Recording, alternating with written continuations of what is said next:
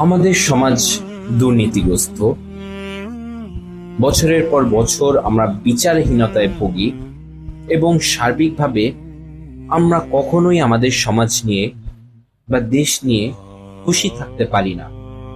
আমরা সরকার পরিবর্তন করি, রাজনৈতিক ব্যক্তিবর্গকে দোষ দেই, সরকারের আমলাদের বিভিন্নভাবে দোষারোপ করি, রাজনৈতিক দলকে দোষারোপ করি, কিন্তু একটা জিনিসকে আমরা কখনোই দোষারোপ করি না বা মাথায়ও আনতে চাই না, সেটা হচ্ছে সিস্টেম।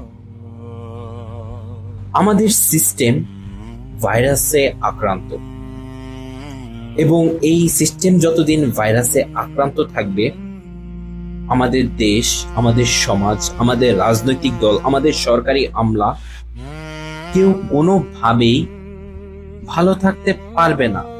কেননা পুরো সিস্টেমটা, অর্থাৎ যেভাবে সরকার পরিচালিত হবে, যেভাবে রাজনৈতিক ব্যক্তিবর্গরা পরিচালিত হবে, যেভাবে সরকারি আমলারা পরিচালিত হবে, সেই সিস্টেমটাই তো ঠিক নেই, সেই সিস্টেমটাই তো ব্রোকেন।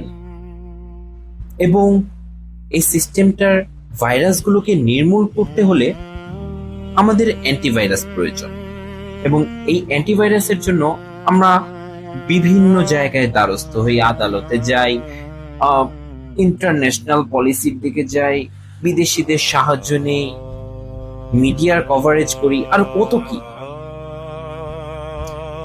এবং এই অ্যান্টিভাইরাস গুলো আমাদের তারাই দিচ্ছে যারা এই সমাজে, এই দেশে ভাইরাস ছড়াচ্ছে। তাই অ্যান্টিভাইরাস গুলোকে আমরা মাঝে মধ্যে কার্যকর হতে দেখি, সমাজে কিছু ভাইরাস দূর হয়, আবার নতুন ভাইরাসের দেখা মেলে। তাই কখনো কখনো আমরা অ্যান্টিভাইরাসকে দোষারোপ করি যে হয়তো অ্যান্টিভাইরাস ভালো করে কাজ করছে না।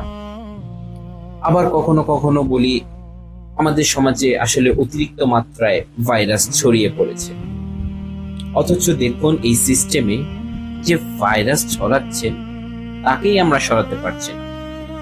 এই সিস্টেমে যে ভাইরাস ছড়িয়ে দিচ্ছে তার বিরুদ্ধেই আমরা অবস্থান নিতে পারছি না। আসলে আমাদের অতটুকু শক্তিও নেই একটি খারাপ সিস্টেমকে একটি ভালো সিস্টেম দ্বারা রিপ্লেসমেন্ট করা যায়। কোনো দল, ব্যক্তি বা সরকারি আমলা এটিকে কখনোই পরিবর্তন করতে পারবে না। এবং যতদিন না এমন কোনো সিস্টেম একটি দেশে থাকবে যারা ভাইরাস ছড়িয়ে দিচ্ছে, তার বিপরীতে আমরা যত রকমের অ্যান্টিভাইরাস কাজে লাগাই না কেন, আদতে সমাজের ভাগ্য কখনোই পরিবর্তন হবে না।